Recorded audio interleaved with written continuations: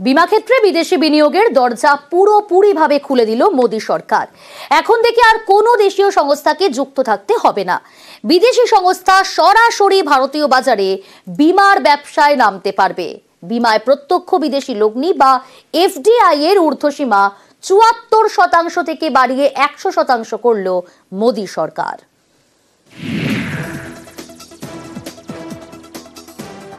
আগে যেটা ছিল 75% ছিল, এখন টোটাল 100% করে দেওয়া হচ্ছে এফডিআই বিনিয়োগ। তাহলে বিদেশি পুঁজিতে আমাদের পুরোটাই লাগিয়ে দেওয়া যেতে পারে বিমাতে। সেক্ষেত্রে তো কিছু ঝুঁকি থেকে যায়, কারণ আমাদের কাছে যেটুকু আমরা সঞ্চয় করেছি সেটুকু কষ্টের টাকা।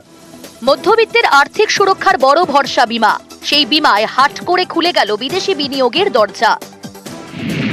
বিমায় প্রত্যক্ষ বিদেশি লগ্নি বা এফডিআই এর ঊর্ধ্বসীমা ৭৪% থেকে বাড়িয়ে ১০০% করার ঘোষণা করা হলো। The FDI limit for the insurance sector will be raised from 74 to 100%. This enhanced limit will be available for those companies which invest the entire premium in India. The current guardrails and conditionalities associated with foreign investment will be reviewed and simplified. এতদিন ভারতে বিমার ব্যবসা করতে হলে এদেশের সংস্থাকে নিয়ে ব্যবসা করতে হতো, কিন্তু এখন থেকে আর সেই বাধা রইল না।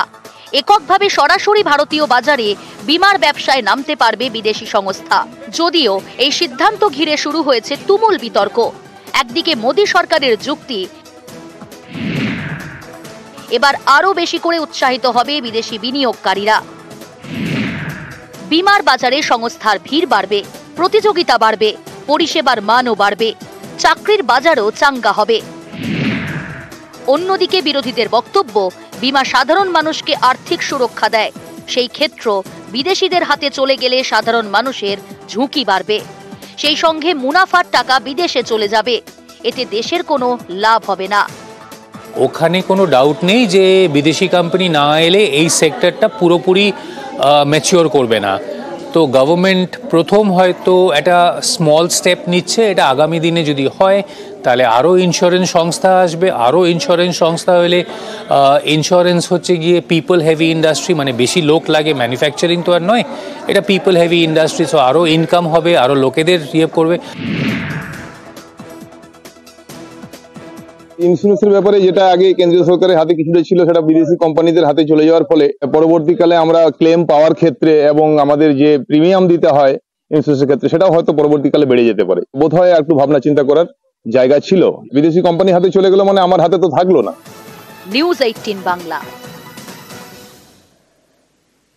বিমা ক্ষেত্রে বিদেশি বিনিয়োগের দরজা পুরোপুরিভাবেই খুলে দিল মোদী সরকার। আর এ নিয়ে কি বলছেন আমজনতা, আসুন শুনে নিই।